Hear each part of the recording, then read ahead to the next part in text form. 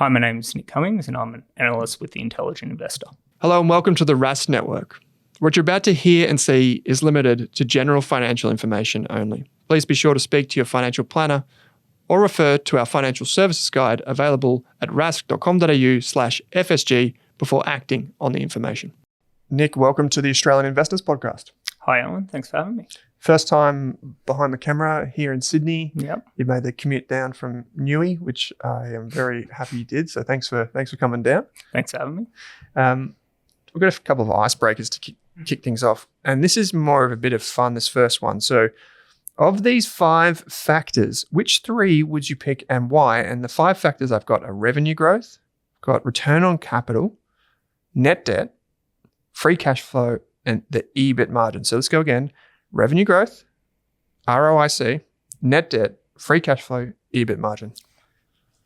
Yeah, it's a good question. First choice, I'll go return on invested capital. I find it particularly important to look at the incremental return on invested capital, which is a fancy way of saying what a new dollar in the business is earning compared to a previous dollar. Mm-hmm. And there's an investment firm in California, I believe, WCM, who have done a fair bit of work into this. They think incremental return on invested capital is actually the best way to track how a company's moat is enduring over time and if it's growing. Mm-hmm. So that would be the first choice. Revenue growth will be second.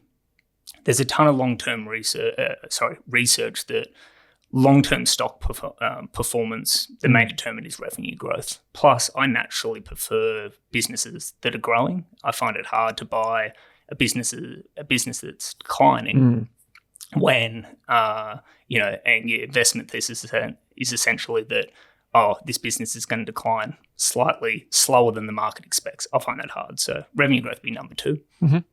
Free cash flow growth would be 3, or free cash flow. This is a bit of a boring and repetitive answer, but it is true that a business is only worth what an owner can strip out in cash, discounted back at an appropriate rate. So that would be 3. With the other 2, I think EBIT margin and net debt, if you were to choose those and maybe put some limits on it, like I only buy a business that is under 3 times net debt to EBITDA, or only buy a business that has a 20% EBIT margin, you might miss out on some really good opportunities. So I'd like not to limit myself. Like Costco, for example, is 3% EBIT margin, but a fabulous business.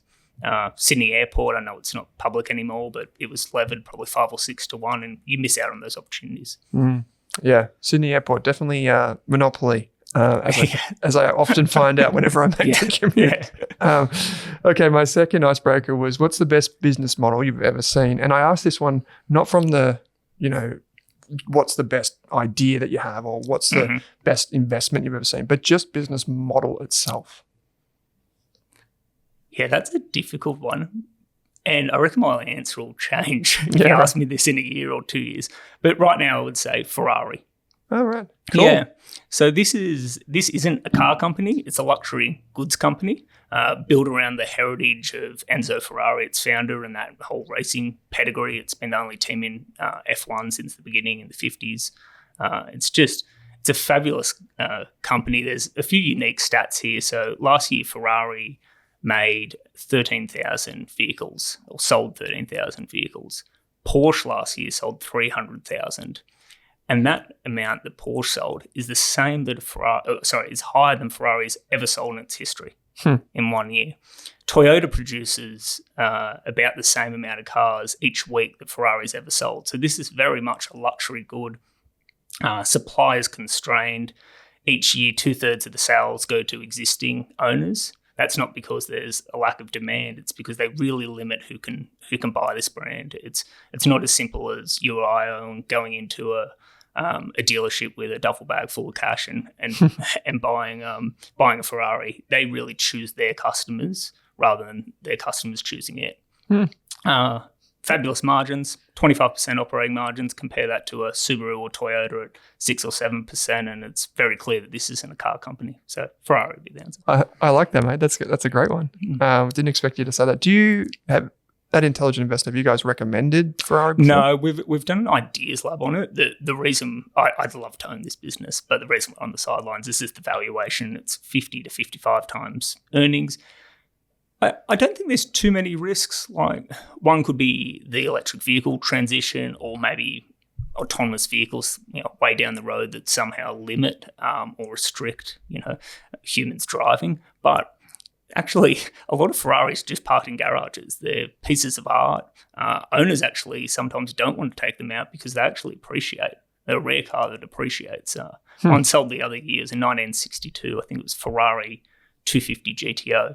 And it sold for 62 million, or Wow. 60 million, sorry, yeah, which is about a 16% compound return. Smashes most indexes, so yeah. Wow. Okay. So you and I have spoken before on Self Wealth Live previously, and you also do a podcast with the team at Intelligent Investor. You call them Stock Takes, is that right? Yep. But for folks who aren't familiar with your background and how you came to Intelligent Investor, can you just share a little bit of that with us? Yeah, absolutely. I'm not one of these investors that were born to be an investor. I found investor at a later age, or maybe it found me. So that journey starts. I went to the US for college. I was over there on a soccer scholarship, and I was doing an accounting degree. And I came home one Christmas, and my dad's an accountant, and he said, "Oh, what do you want to do after college?" And I said, "I'll probably get my accounting degree and come back here and find a job." And he sort of said, "Oh, that's not very applicable. We have different taxation laws." And I was like, "Oh, yeah, it's probably the first time I thought about that." So when I went back to the US, I changed my degree to finance. And I was lucky enough to meet a professor that was an ex-fund manager. And he sort of took me under his wing, got me reading the Buffett textbooks, all those classic investment books. And then I thought, well, this sounds pretty cool, and I can do this as a profession. Yeah, and I'm sorry, if I can do this as a profession, I'd love to. So I came back to Australia, and I was lucky enough to get a job at Oracle Investment Management. And I came in sort of on the ground floor as an analyst. They just started a new investment product, which is an international fund, about 3 months before I got there.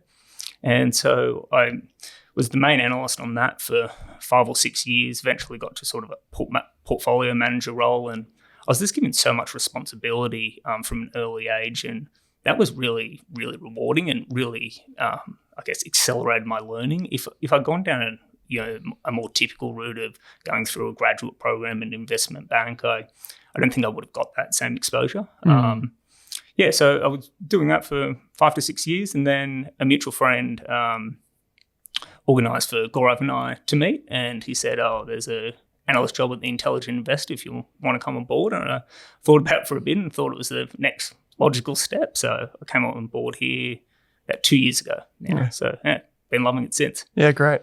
Was it a coffee catch up with Gaurav, was it? No, it was over the phone. Actually, Right. I remember that when he offered me the job, it was pouring rain, and I was on holiday with my girlfriend in Kangaroo Valley. And I went down to a coffee shop, I think, and bought a coffee and sat down, and I just thought, yeah, this sounds pretty good. Yeah. Okay. Because it is hard to land a role at Intelligent Investment, let alone like investing generally as well. It's pretty hard. Really hard. Yeah. Really hard. Yeah, I know several people that have tried to make the transition from an accountant or from other professions, and it is really, really hard. There's only so many jobs, and I think back on that now of just how lucky I've been to get that 5 or 6 years with Oracle at the start. It's a good place. Oracle's a great place to do it, right? So how would you describe kind of like how you invest, generally speaking? Like someone was, so like listeners of the show, pretty adept at understanding investment processes and how people construct portfolios. But how do you explain what it is that you do day to day and what you follow? Yeah, so it's probably easy to start with what we're not doing or what I'm not doing. Yeah, sure. We're not looking at themes. We're not looking at short-term catalysts or, trying to find the hottest stock. We're really looking at businesses we can own for, hopefully forever. That everyone says that doesn't always happen, but that's the ideal scenario. And so we're really looking here for mispricings or where investors on the market have a certain view about a stock and we think that's wrong. So finding a different angle or a different narrative. One maybe quick example here is some of the alternate asset managers. So we own a business called KKR in our Intelligent Investor Select Value Fund. And when I first looked at this stock, it was getting priced by the market as a fund manager. And it is a fund manager, but it's actually very different to a fund manager. So this is a business where capital's actually locked up for 8 to 10 years. Some of it's permanent capital. Whereas a fund manager, as soon as the market turns down, you have this massive outflow risk, which can blow up a business. Yeah, so that was a key difference between those two businesses that I noticed that the market probably wasn't pricing in. It's starting to do that now, but that's really what I'm looking for. The other big one that Nath really tries to instill in us is how big a business can be, and that sounds a bit odd to think about it. But if you look at most broker reports and even most investors, they're trying to predict earnings 1 or 2 years out. But no one thought that REA in 2005 could be as big as it was in 2010, let alone how big it is today. So really thinking what has to go right for this to be a really, a really big business, because you only need a few of those in a portfolio or in your personal portfolio, to make a fortune. So it's probably a different way to look at things, whereas most people look at what is the downside in investment, and we do that too, but they fail to look at or appreciate just how big a business can be, and so that's the other principle we try and use. I remember first learning about KKR through you, actually, and just learning about the way the business has built its culture and scaled its culture to beyond the CEOs and all this type of thing. It's just a fascinating business. Well, they've had to sort of change their culture a little bit because they were, they were just ridiculed by the whole finance. They were sort of, the Lehman Brothers of the 90s, of these, greedy corporate bankers that were, taking over the world, and they went and changed that, and it's definitely working for them. Yeah. So I was going to ask you a question, which I probably skipped over a little bit, which is just more around how your personal investing has changed over the years. A lot of times when I ask people about the investment process, it's quick and easy just to jump straight to today, and there are some principles. But I wondered if it maybe in your early days, anything that's evolved or things that you've learned, key things. Yeah. I think I appreciate more you have to break rules in investing, or another way of saying that is you have to be really, really open-minded. When I first came into investing, I thought you had to follow an investment checklist, have all these rigid rules in place that were going to, avoid all these losers, and you'd only be left with the winners. And that's just not the case. So that same finance professor I was talking about at the start, he likes to say that the answer is in finance is always it depends. And the more I think about that, the more I think that's true, right? So there's some investors that will say that acquisitions are always bad. But then if you look at it, Google bought YouTube, Facebook bought Instagram, Berkshire's been very acquisitive. There's a company in Canada called Constellation Software that has a whole model of this rolling up acquisitions. So you have to step back and look at things with an open mind, and be willing to break some of those rules. Another classic one is stock sales, right? CEO stock sales. And you go, oh, well, if the CEO sells stock, it's automatically bad. Well, Bezos was selling stock 10 years ago. And, probably a decade before that. Amazon's done fabulously well. So I think, I didn't appreciate that at the start, though. Yeah. Yeah, that ability to sit back and go, well, it depends, look at each situation on its face value, rather than going through a checklist and just going, okay, rule that out, cross that off the list. Yeah. It's kind of that thinking probabilistically, isn't it? It's how do I weight this risk? Because we had a fellow on the show recently who's Jared Fogarty, who works in senior secured loans, so on the private debt side of things. And he was, one of the things I took away from meeting with him was we're not paid to avoid risk, we're paid to manage risk. And obviously they've just only got downside really on that side of the ledger. But even for equity investors or share investors, you're looking for businesses that sure promise a certain future, but nothing is ever set in stone. No. And let's say, for example, it was. You're paying for it. So, so the market isn't that stupid. Yeah. So you've got to find a different angle to approach things. And a different opinion to the market to really get those big returns. You mentioned before about that kind of narrative with KKR being that, the narrative was kind of, this is a fund manager, and we can all think of fund managers, Australian fund managers, for example, that are like really hot at one point in time, and then all the money just flows straight out when something, they lose the key person, there's a year of bad performance, they lose a distribution agreement, you can name it, and they just like money come in, money go, But you mentioned before with KKR that they have that kind of like long duration or almost permanent capital that's kind of inside their funds earning fees and whatever. To do that, you need to have an understanding of what's noise and what's kind of, actual cold, hard signal. I'm curious how you do that. So even if it's just down to the things that you might read or the sources of information that you might go to, how you, and I know we could probably get to like 2 podcasts just out of this, but just broadly, like how you spend your time tuning into the signal and avoiding some of the noise.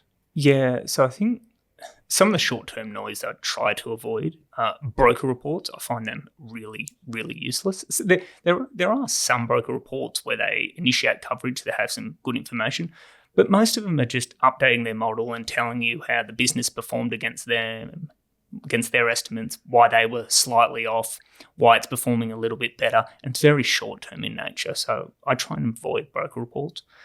Ditto for most of the financial news, where it just tells you, if you go on the ABC or if you watch the ABC tonight, or during earnings season, and a company has an impairment, they'll say, "Oh, Qantas may have lost, $2 billion, but underlying cash flows weren't that bad." And so it's always, I guess, sensationalized in the media. So it's not that I avoid the media, but I just try and tune that out as best I can.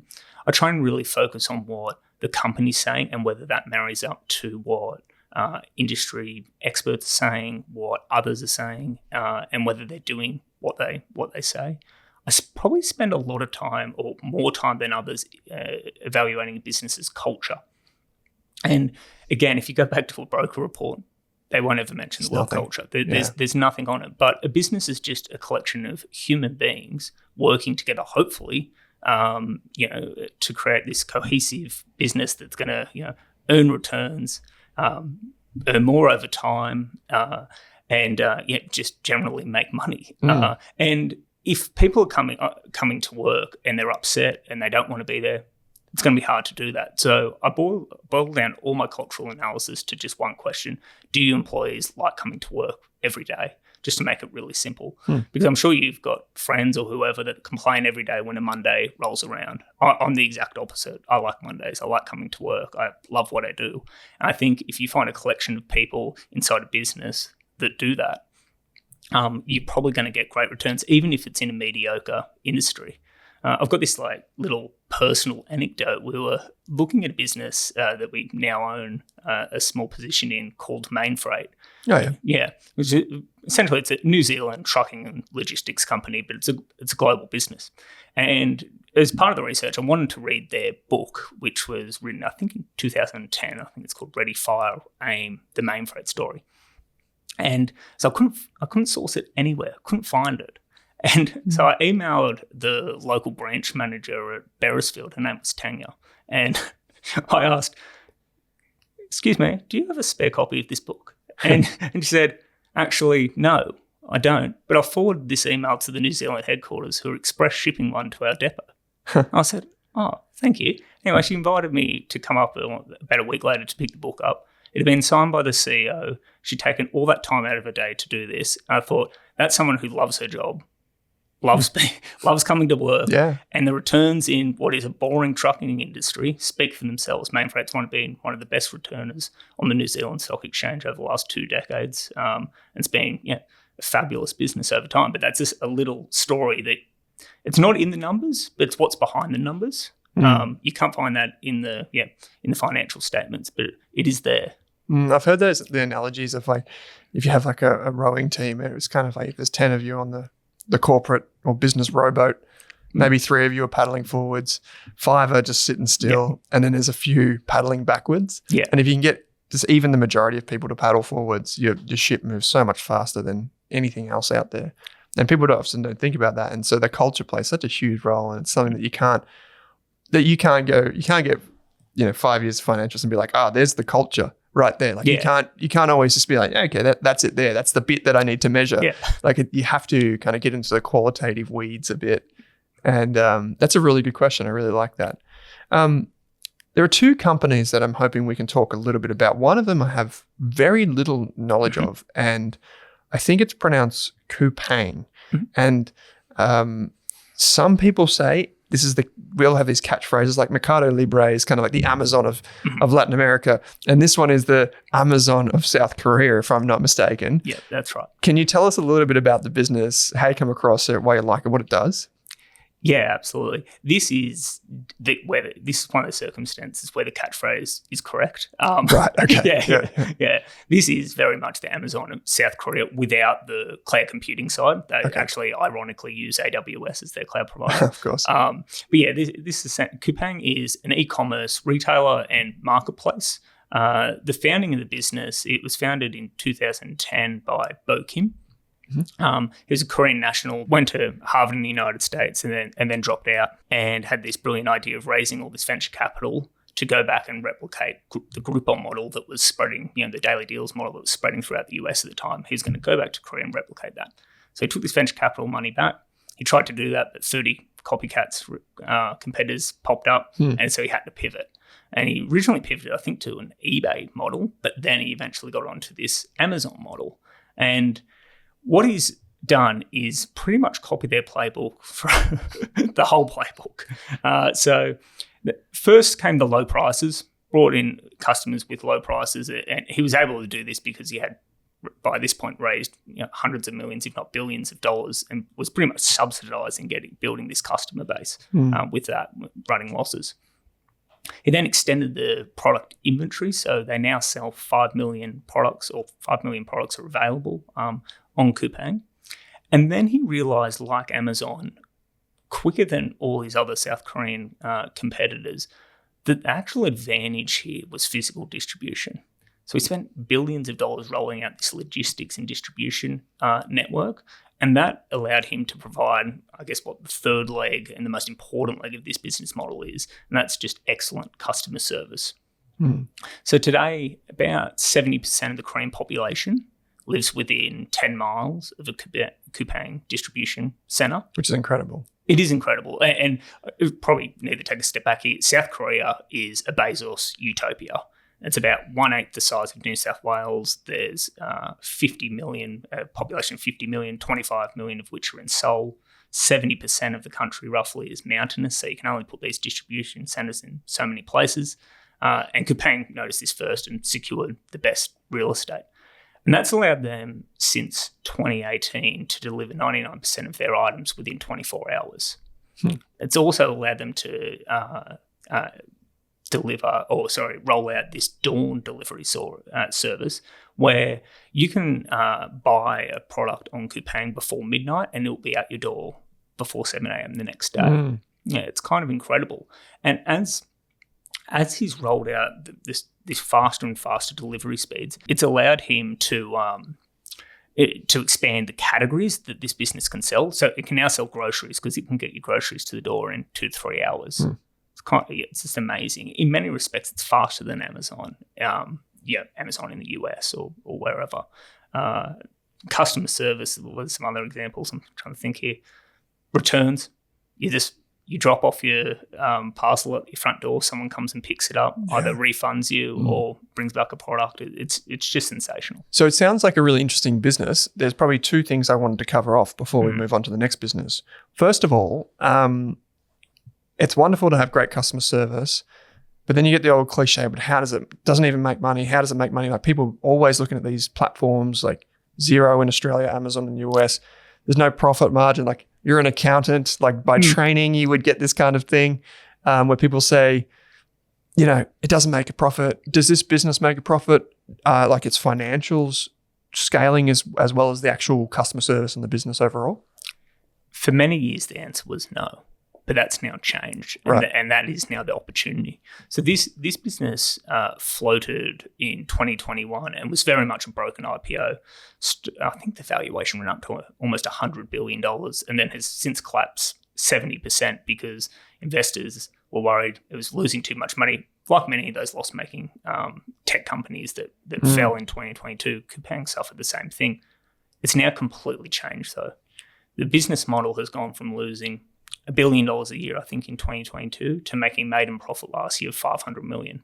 That $500 million includes another $500 million that they lost in the developing offerings. So their core business is actually making close to $1 billion a year and is scaling quite quickly. They've found so many efficiencies in their logistics network. They've also been able to raise some prices. So they used to sell their WOW product, which is essentially Amazon Prime, for less than a cup of coffee. They've almost doubled the price over the last 2 years, and the membership's gone up. It was this price way too low.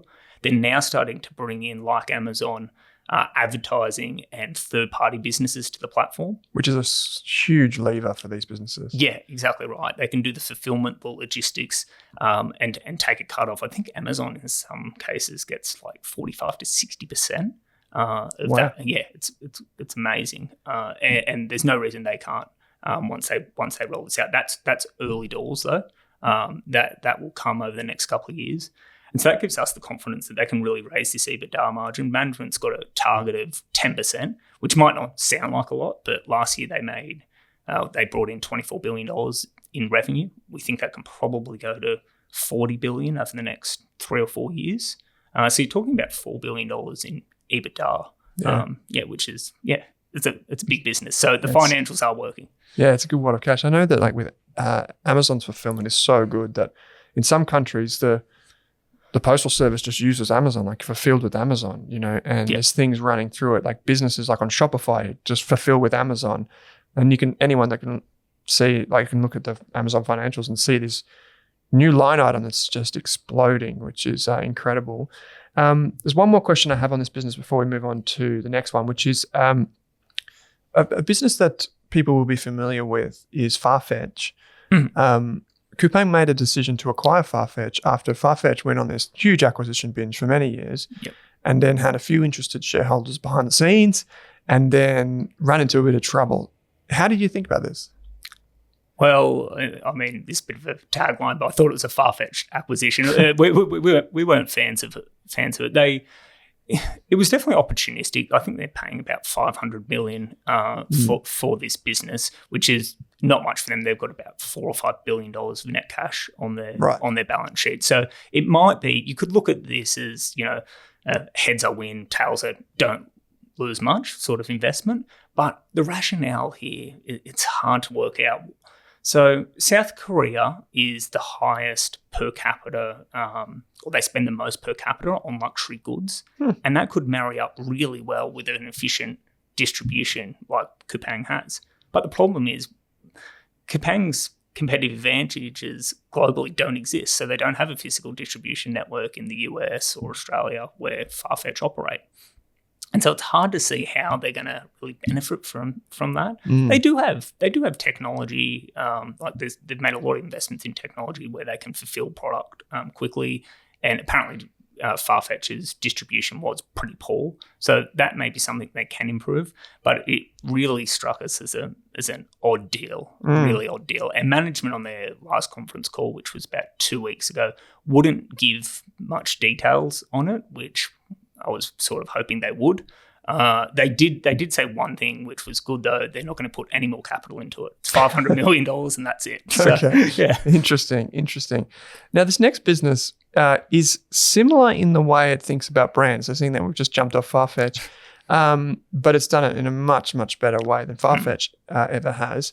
And I pronounce it as Diageo. I think that's how it's pronounced. Sounds good with me. Sounds good, yeah. Okay, we'll go with that. Now, this business, many people will be familiar with the underlying brands. Can you give us the bird's eye view of what it does? Yeah, absolutely. So Diageo is the world's largest manufacturer of spirits. It owns brands like Johnny Walker in Scotch, Gordon's in gin, Smirnoff in vodka. For us Australians, it owns Bundaberg rum. Mhm. So there's about 200 brands here. They sell it in 180 countries. And the business formed it was a result of a merger in 1997 between Guinness Beer, which they still own. It's about 15% of their sales beer, and Grand Metropolitan. And Grand Metropolitan was this UK conglomerate. They owned Burger King, Pillsbury, which is like a consumer staples company. They used to own pubs and clubs back in the 80s and 90s. And then they owned these spirits brands as well. And when these two merged, they formed Diageo. And new management came in within a few years, I believe. They started selling off the Burger King and Pillsbury assets and transitioned this business to a spirits manufacturer. They weren't going to invest much more in beer either, except their Guinness brand, which has done really well. So they used the proceeds to buy really luxury premium brands in spirits. So that is your Don Julio's, Crown Royales. More recently, this bought Casamigos, which is the George Clooney tequila. Oh, yeah. It's, I was wondering about that because I saw that brand in the stable. I was like, what is this? Yeah. And that's probably a good example of they bought that brand for almost $1 billion with some clauses in there that I assume meant that George Clooney had to keep marketing it. But it was selling under 100,000 cases. Wow. Yeah. At the time, and now it's selling over 3 million. And we're talking about that's within 6 years. I think they bought that brand in 2017. So that's just how powerful their distribution is, that they can go and buy sort of these upstart competitors that do reach a bit of scale and then really amplify it. So the whole business now is structured towards these luxury spirits. They've been selling all the value spirits brands, so it's really trying to tap into the affluence of the consumer. I like to think of it as instead of buying the 6-pack, you're buying 2 expensive cocktails to take a picture on Instagram. Yep. That sort of thing. And the market trends have been going that way. So beer and wine share of the total alcohol market has been falling. But there's still probably a ways to go. So if you look at the American market, 40% of sales are international spirits. This is dollar terms, not volume terms. Whereas globally, it's only 20%. Right. So as these developing nations get richer, we think more and more that'll trend towards those US statistics. That's fascinating. I did not know that. How about, do you think about spirits being more cyclical than, say, beer? This is a hard one. Diageo has been fairly resilient over time. So probably it's hard to say. Beer's pretty resilient too. The whole industry is fairly resilient. But yeah, they're trying to tap into this luxury price point that really means that their consumers can afford to pay it. Yep. At the moment, actually, Diageo is quite cheap in terms of the stock price. And probably one of the outstanding questions is, with the cost of living increasing, sales have sort of flatlined, and they've blamed that on destocking of inventory, which is a fancy way to say, wholesalers have too much product and aren't ordering as much as they did previously. But there's a bit of debate whether that's the cause of it, or is it consumers actually pulling back and maybe changing their preferences, or just not going out as much, or all that. So yeah. This will be the test, but throughout the GFC and other events, it's generally done pretty well. I love the types of businesses like this where, if you think about the George Clooney example, selling his brand into Diageo, he could do the branding perhaps, but he could never do the distribution. No. And so for him, if I was counseling him on his, takeover, I would have said, sell it to them because you might be able to put in the contract that you benefit from some of the upside that you get from this, because you won't get a better partner to distribute your product. And so that almost gives it like this self-fulfilling competitive advantage where brands go to it, but also it's looking. Yeah. I don't know if that's how you think about it, but I feel like that's like a really interesting thing where they can basically just put a rocket under a really good brand that's already established. Yeah, absolutely. And tying into that distribution point is data. So they noticed probably a decade ago that tequila was really coming back, and that they were short a few luxury tequila brands. So they had Don Julio, or maybe they went and bought Don Julio, I think in 2014, Then they went and bought Casamigos to really bump up that stable. But they saw that because they're getting data points all over the world about how these spirits are selling. Yeah. And they have 40% more market share than their nearest competitor, which is Pernod Ricard. So they're getting more data points. And they can really spot this and go, well, we're not just taking a bet that we can do this with George Clooney's tequila. Tequila's taking off, and this can be our brand for it. Yeah. So they're sort of spotting the trend before probably a smaller brand does. Yeah, and de-risk the acquisition for sure. So Coupang and Diageo, are they you cover them for intelligent investor members, and are they in the funds? Yeah, they're both in the funds. Yeah. You mentioned Costco earlier on. Just curious, has that made the cut, or has it it's in the same boat as Ferrari. We've written up Costco as an ideas lab. It just looks really expensive. I love Costco. I love Costco. It's a great business, but it's I want to say 40 times earnings, growing sort of mid-single digits. And though they've got a lot of space to roll out more stores, so I think their store count something like 600-700 in the US, maybe 100 in Canada. But then they're really now starting to roll out into Australia. Like China, they've only got a handful of stores. That could be hundreds of stores if they get that right. But they're very deliberate and slow about doing things, which is something to love. But it also just means those cash flows are pushed out a fair way. So you've got to be careful what you pay for it. Yeah, fair enough. Well, if people want to listen and see more of what you're writing about, the companies you're covering, ask you questions, the Intelligent Investor website is the place to go for that. And there'll be a link available in the show notes, as always.